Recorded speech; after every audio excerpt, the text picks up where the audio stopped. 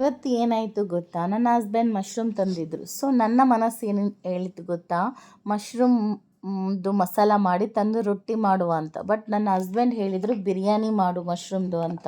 But ನಾನು ಏನು ಮಾಡೋದು, ನನ್ನ ಹಸ್ಬೆಂಡ್ ಮಾತು ಕೇಳಬೇಕಲ್ವಾ. ಸೊ ನಾನು ಮಶ್ರೂಮ್ ಬಿರಿಯಾನಿ ಮಾಡಿಬಿಟ್ಟೆ.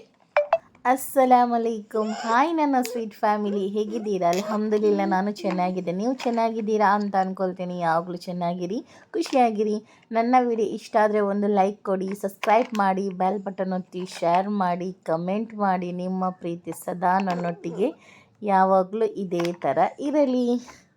ನಾನು ಫಸ್ಟ್ ಎಣ್ಣೆ ಬಿಸಿ ಮಾಡಲಿಕ್ಕೆ ಇಟ್ಟಿದ್ದೇನೆ. ಅದಕ್ಕೆ ನಾನು ಹಾಕ್ತಾ ಇದ್ದೇನೆ ಒಂದು 3-4 ನೀರುಳ್ಳಿ ಹಾಕ್ತಾಯಿದ್ದೇನೆ, ದೊಡ್ಡದು. ಯಾಕಂದರೆ ಫಸ್ಟ್ ನಮ್ಮ ಬಿರಿಯಾನಿಗೆ ಬೇಕಾಗುವುದೇ ನೀರುಳ್ಳಿ. ಅದನ್ನು ಒಳ್ಳೆ ಫ್ರೈ ಮಾಡಬೇಕು, ಪ್ರಿಸ್ನ ಕೊಡ್ಕೊಳ್ಬೇಕು. ಆಮೇಲೆ ಅದನ್ನು ಫಸ್ಟ್ ಅಂದರೆ ಅದೇ ಕೆಲಸ, ನೀರುಳ್ಳಿ ಫ್ರೈ ಮಾಡೋದೇ ಫಸ್ಟ್ ಕೆಲಸ ಬಿರಿಯಾನಿ ಮಾಡಬೇಕಾದ್ರೆ ಅಲ್ವಾ. ನಾನು ಮುಂಚೆ ಏನು ಮಾಡ್ತಿದ್ದೆ ಅಂದರೆ ನೀರುಳ್ಳಿ ಫ್ರೈ ಮಾಡಿ ಫ್ರಿಜ್ಜಲ್ಲಿ ಇಡ್ತಾಯಿದ್ದೆ, ಒಂದು ಡಬ್ಬಿಯಲ್ಲಿ ಹಾಕ್ಕೊಂಡು. ಆವಾಗ ಈಸಿ ಆಗುತ್ತೆ, ಚಿಕನ್ ಕರಿ ಆಗಲಿ, ಮಟನ್ ಕರಿ ಆಗಲಿ, ಬಿರಿಯಾನಿ ಮಾಡಲಿಕ್ಕೆಲ್ಲ. ಈಗ ಈ ನನ್ನ ಮಗು ಉಂಟಲ್ಲ, ಅವನು ಎಂತ ಮಾಡಲಿಕ್ಕೆ ಬಿಡೋದಿಲ್ಲ. ಸೊ ಹಾಗಾಗಿ ಈಗ ಎಲ್ಲ ಫ್ರೆಶ್ ಮಾಡಿ ತಿನ್ನಬೇಕಾಗುತ್ತೆ ಹಾಗೆ. ಸೊ ಆಮೇಲೆ ನಾನು ನೀರುಳ್ಳಿ ಫ್ರೈ ಆಯಿತು. ಅದೇ ನಾನು ಎಣ್ಣೆಗೆ ಈ ಬಟಾಟೆಯನ್ನು ಕಟ್ ಮಾಡಿ ಹಾಕ್ತಾಯಿದ್ದೇನೆ. ಈ ಬಟಾಟೆ ನೀವು ಹಾಕಬೇಕಂತ ಇಲ್ಲ, ಇದು ನಾನು ಹಾಕೋದು ನನ್ನ ಚಿಕ್ಕ ಮಗುಗೋಸ್ಕರ, ಫಾರಿಸ್. ಅವನು ಮಶ್ರೂಮ್ ತಿನ್ನಲ್ಲ. ಸೊ ಅವನಿಗೋಸ್ಕರ ನಾನು ಅದಕ್ಕೇ ಬಟಾಟೆ ಹಾಕ್ತಾಯಿದ್ದೇನೆ ಬಿರಿಯಾನಿಗೆ. ಸೊ ಇದು ತುಂಬಾ ಟೇಸ್ಟಿ ಆಗುತ್ತೆ. ಈ ಥರ ಫ್ರೈ ಮಾಡಿ ಯಾವಾಗಲೂ ಬಿರಿಯಾನಿಗೆ ಹಾಕಬೇಕು. ಅದು ಫ್ರೈ ಆಗ್ತಾ ಇರಲಿ. ಸೊ ಒಂದು ಬದಿಯಲ್ಲಿ ನಾನು ನೀರಿಟ್ಟಿದ್ದೇನೆ, ಅದಕ್ಕೆ ನಾನು ಸ್ವಲ್ಪ ಎಣ್ಣೆ ಹಾಕ್ತಾ ಇದ್ದೇನೆ. ಜಾಸ್ತಿ ಅಲ್ಲ, ಸ್ವಲ್ಪ ಎಣ್ಣೆ. ನೀವು ಬೇಕಾದರೆ ತುಪ್ಪ ಬೇಕಾದರೆ ಹಾಕ್ಕೊಳ್ಳಿ. ಸೊ ಎಣ್ಣೆ ಹಾಕೋದರಿಂದ ನಿಮ್ಮ ರೈಸ್ ಬಿಡಿ ಅಂತ ಹೇಳುತ್ತೆ, ಅಂದರೆ ಕಟ್ ಆಗಲ್ಲ, ಉದ್ದ ಥರ ಇರುತ್ತೆ, ಅಂದರೆ ಬಿಡ್ಕೊಳ್ಳುತ್ತೆ, ಒಂದೊಂದಿಗೆ ಟಚ್ ಆಗಿ ಇರಲ್ಲ. ಸೊ ಆಮೇಲೆ ನಾನು ಹಾಕ್ತಾಯಿದ್ದೇನೆ ಸ್ವಲ್ಪ ಗರಂ ಮಸಾಲೆ ಎಲ್ಲ ಹಾಕ್ತಾಯಿದ್ದೇನೆ. ಕೆತ್ತೆ, ಲವಂಗ, ಅದು ಏಲಕ್ಕಿ, ಗರಂ ಮಸಾಲ ಎಳೆ, ಮತ್ತು ಸ್ವಲ್ಪ ಬಡೆ ಸೊಪ್ಪು ಹಾಕ್ತಾಯಿದ್ದೇನೆ. ಮತ್ತು ರುಚಿಗೆ ಬೇಕಷ್ಟು ಉಪ್ಪು ಮತ್ತು ಏಲಕ್ಕಿ ಎಲ್ಲ, ಗರಂ ಮಸಾಲೆ 1-2 ಹಾಕ್ಕೊಳ್ಳಿ. ನಿಮಗೆ ಜಾಸ್ತಿ ಇಷ್ಟ ಇದ್ದರೆ ಸ್ವಲ್ಪ ಜಾಸ್ತಿ ಹಾಕ್ಕೊಳ್ಳಿ. ನನಗೆ ನಮ್ಮ ಮನೆಯವರಿಗೆ ಗರಂ ಮಸಾಲೆ ಅಂದರೆ ಸ್ವಲ್ಪ ಎನರ್ಜಿ ಆಗಲ್ಲ, ಇಷ್ಟ ಅಲ್ಲ. ಸೊ ನಾನು ರೈಸನ್ನು ನೆನೆಸಿಡಲಿಲ್ಲ, ಡೈರೆಕ್ಟಾಗಿ ನಾನು ತೊಳಿತಾ ಇದ್ದೇನೆ ರೈಸ್, ಉದ್ದ ರೈಸ್. ನಾನು ಇದು ಡಿಮಾರ್ಟಿಂದ ತಂದದ್ದು, 70 ರುಪೀಸ್, 80 ರುಪೀಸ್ kgಗೆ. ಆದರೆ ನಾನು ನೋಡಿದ್ದೆ ಫಸ್ಟ್ ಟೈಮ್ ತಂದದ್ದು ಒಳ್ಳೆ ಇದೆಯಾ ಅಂತ, ಬಟ್ ಒಳ್ಳೆ ಇತ್ತು ರೈಸ್. ಮತ್ತು ಅದಕ್ಕೆ ನಾನು ಸ್ವಲ್ಪ ಲೆಮನ್ ಕಟ್ ಮಾಡಿ ಹಾಕ್ತಾ ಇದ್ದೇನೆ ಅದೇ ನೀರಿಗೆ.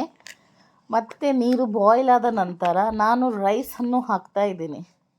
ಇದು 3/4 ಅಂಶ ಬೇಯಬೇಕು, ಫುಲ್ಲು ಬೇಯಿಸಬಾರ್ದು, ಅಂದರೆ ನಾವು ದಮ್ಮಲ್ಲಿ ಇಡಬೇಕಲ್ವಾ. ಸೊ ಹಾಗಾಗಿ 3/4 ಅಂಶ ಬೆಂದರೆ ಸಾಕು. 3/4 ಅಂಶ ಬೆಂದ ನಂತರ ಅದನ್ನು ನೀರು ತೆಗೀರಿ.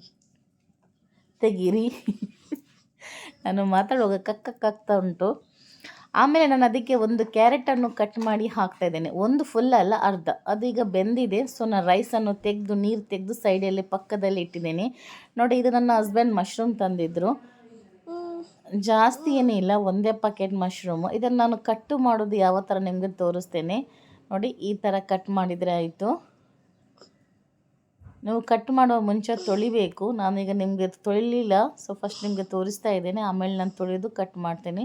ನೋಡಿ ಈ ಥರ. ಇದನ್ನು ಮೇಲೆ ಸಿಪ್ಪೆ ಬರುತ್ತೆ, ಇದನ್ನೆಲ್ಲ ಸಿಪ್ಪೆ ತೆಗಿಬೇಕು. ಆರಾಮಾಗಿ ಸಿಪ್ಪೆ ಬರುತ್ತೆ. ಈ ಟೈಮಲ್ಲಿ ಸಿಗುತ್ತೆ. ಈ ಥರ ಉಂಟಲ್ಲ, ಎಲ್ಲವರ ಎಂಥ ಅಂಗಳದಲ್ಲಿ ಎಲ್ಲ ತುಂಬ ಬರುತ್ತೆ. ಬಟ್ ಅದು ಉಂಟಲ್ಲ, 2 ಟೈಪ್ ಇರುತ್ತೆ. ಒಂದು ವಿಷ ಅಂತೆ, ಒಂದು ಒರಿಜಿನಲ್ ಅಂತೆ. ನೋಡಿಕೊಂಡು ತಿನ್ನಿ, ಮನೆ ಹತ್ತಿರ ಇದೆ ಅಂತ ಕಟ್ ಮಾಡಿ ಮಾಡ್ಕೊಳ್ಬೇಡಿ. ಸೊ ಅಂಗಡಿಯಲ್ಲಿ ನಾನು ತಂದದ್ದು ನೋಡಿ, ಈ ಥರ ಕಟ್ ಮಾಡಿದರೆ ಆಯಿತು. ಇದನ್ನು ನಾವು ಬೇಕಾದರೆ ಈ ಥರ ಕಟ್ ಮಾಡಬೇಕು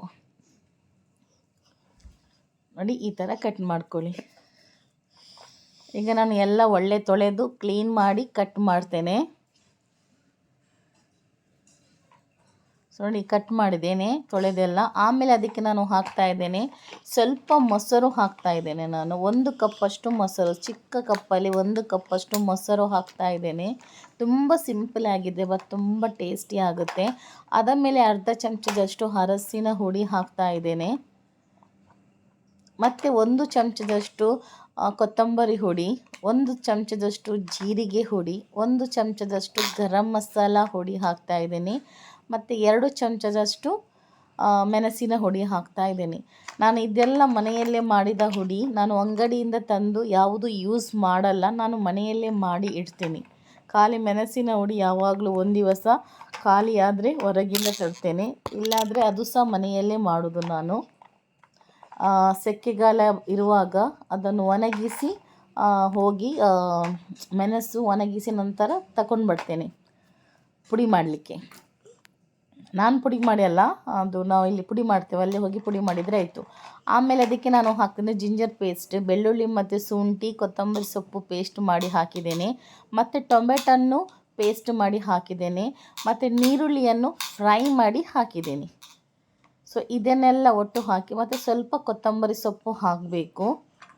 ಹಾಕಿದ ನಂತರ ಉಪ್ಪು ಹಾಕ್ಕೊಳ್ಳಿ ರುಚಿಗೆ ಬೇಕಷ್ಟು. ಇದು ಒಳ್ಳೆ ಮಿಕ್ಸ್ ಮಾಡ್ಕೊಳ್ಳಿ.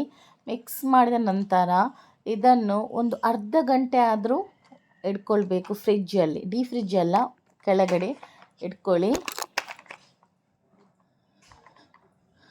ನೋಡಿ ಈ ಥರ ಒಳ್ಳೆ ಮಿಕ್ಸ್ ಮಾಡಿಕೊಂಡು ಅರ್ಧ ಗಂಟೆ ಫ್ರಿಜ್ಜಲ್ಲಿ ಇಟ್ಟು, ಅರ್ಧ ಗಂಟೆ ನಂತರ ನಾನು ಇದನ್ನು ತೆಗೆದು ಬೇರೆ ಪಾತ್ರೆಗೆ ಹಾಕ್ತೇನೆ. ಯಾವುದು ನಾವು ಬಿರಿಯಾನಿ ಮಾಡ್ತೇವೆ ನೋಡಿ ಆ ಪಾತ್ರೆಗೆ ಹಾಕಿ ಅದಕ್ಕೆ ಸ್ವಲ್ಪ ಎಣ್ಣೆ ಹಾಕಿ ಗ್ಯಾಸಲ್ಲಿ ಇಟ್ಟರೆ ಆಯಿತು.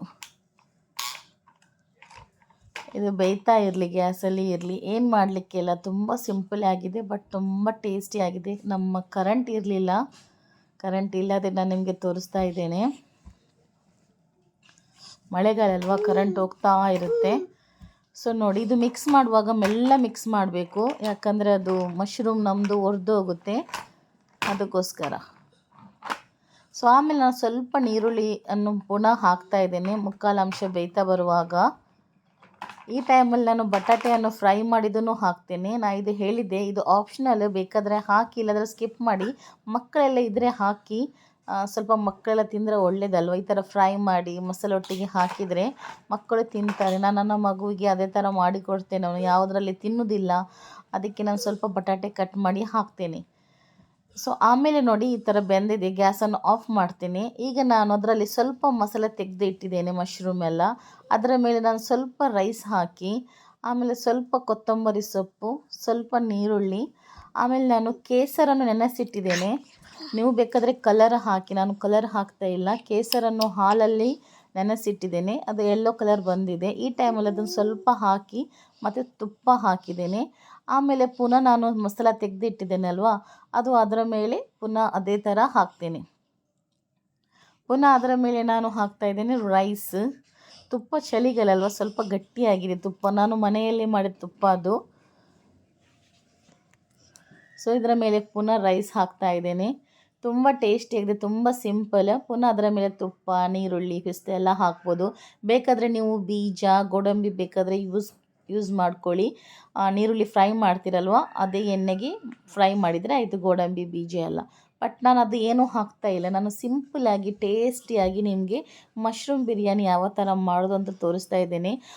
ಇದು ಬಿರಿಯಾನಿ ರೈಸ್ ತುಂಬ ಕಡಿಮೆದು ರೇಟಲ್ಲಿ ಇದೆ, 80 ರುಪೀಸ್ KGಗೆ ನಮ್ಮ ಇದರಲ್ಲಿ. ಇಲ್ಲಾದರೆ 150 160 ರುಪೀಸ್ ಇರುತ್ತೆ. ತುಂಬ ಒಳ್ಳೆ ಇತ್ತು ರೈಸ್. ಅದು ನೋಡಿ ಬೆಂದ ನಂತರ ತುಂಬ ಒಂದಿಗೆ ಒಂದು ಟಚ್ ಆಗಿ ಬರಲಿಲ್ಲ. ಈ ಥರ ನಾನು ದಮ್ಮಲ್ಲಿ ಇಟ್ಟಿದ್ದೇನೆ. ಮೇಲೆ ಒಂದು ಪಾತ್ರೆಯಲ್ಲಿ ನೀರಿಟ್ಟು 15 ನಿಮಿಷ ಬಿಟ್ಟು ನಾನು ತೆಗೆದಿದ್ದೇನೆ. ಯಾಕಂದರೆ ಮುಕ್ಕಾಲು ಅಂಶ ರೈಸ್ ಬೆಂದಿದೆ, ಮುಕ್ಕಾಲು ಅಂಶ ನಮ್ಮ ಮಶ್ರೂಮ್ ಬೆಂದಿತ್ತು. ಈಗ ಪರ್ಫೆಕ್ಟಾಗಿ ಬೆಂದಿದೆ ನೋಡಿ ರೈಸ್ ಯಾವ ಥರ ಬಂದಿದೆ ಅಂತ, ಒಂದಿಗೆ ಒಂದು ಟಚ್ ಆಗಲಿಲ್ಲ. ಸೊ ಎಲ್ಲವೂ ಬಿಡಿಸಿ ಬಂದಿದೆ. ನನ್ನ ವಿಡಿಯೋ ಇಷ್ಟ ಆದರೆ ಒಂದು ಲೈಕ್ ಕೊಡಿ, ಸಬ್ಸ್ಕ್ರೈಬ್ ಮಾಡಿ, ಬೆಲ್ ಬಟನ್ ಒತ್ತಿ, ಶೇರ್ ಮಾಡಿ, ಕಮೆಂಟ್ ಮಾಡಿ. ಈಗ ಮಳೆಗಾಲ, ಈ ಥರ ಮಶ್ರೂಮ್ ಬಿರಿಯಾನಿ ಮಾಡಿ ತಿನ್ನಿರಿ, ಮನೆಯವರಿಗೆ ಮಾಡಿ ಕೊಡಿರಿ. ತುಂಬ ಟೇಸ್ಟಿಯಾದ ಮಶ್ರೂಮ್ ಬಿರಿಯಾನಿ ರೆಡಿ ಆಯಿತು, ಸಿಂಪಲಾಗಿ.